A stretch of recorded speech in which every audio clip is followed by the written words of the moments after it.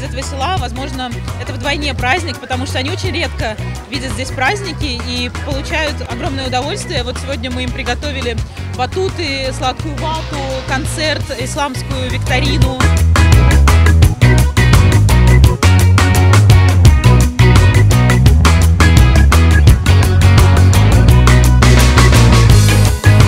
Мне этот праздник понравился. В нашем селе это первый раз было.